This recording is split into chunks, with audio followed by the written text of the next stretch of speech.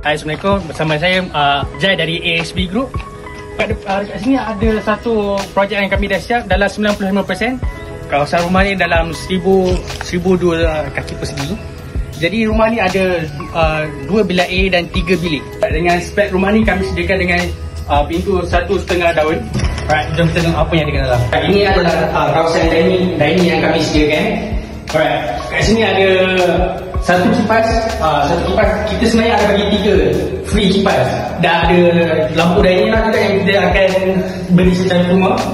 Dah ada 2 lampu kat atas ni. Ini adalah penambahan lah daripada klien. Dan ini adalah kawasan living area. Kat sini kita ada sediakan 4 daun sliding indoor. Dan kat sini juga macam saya sebut tadi, dalam kita ada bagi 3 free kipas. Ini kipas di area living area.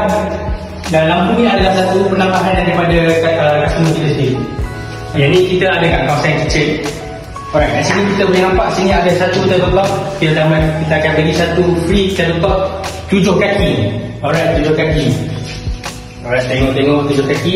Alright, ini mozaik Ini mozaik 3 kaki daripada atas tabletop. Dan kalau saya sini pula, nampak ada kawasan plug ni, plug kosong ni. Okey, sini daripada atas ni sampai bawah adalah 6 kaki. Semua mozaik. Alright, ini adalah tanda yang kami sediakan. Okey, boleh masuk tengok. Alright, dari ketinggian tandas ni daripada bawah sampai atas adalah tile. Dan ukuran daripada bawah sampai atas adalah 7 kaki. Ini kita dekat kawasan master bedroom. Tengok kita luasan yang kami beri dalam 12 kaki. Alright, dari sini kita ada meja besar dari segi lampu dan 4 gamelan.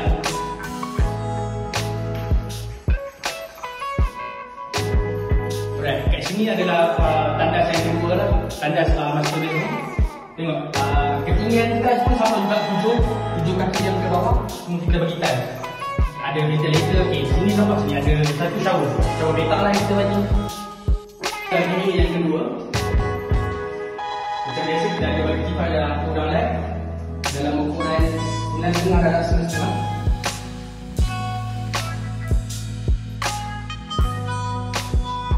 Adalah gambaran bilik yang ketiga.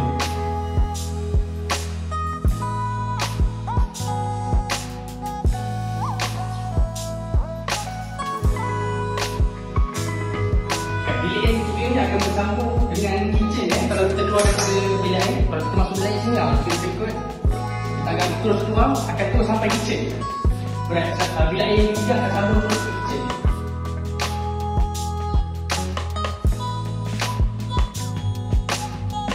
Alright, projek ni berada di kawasan Kampung Payang Pemerah.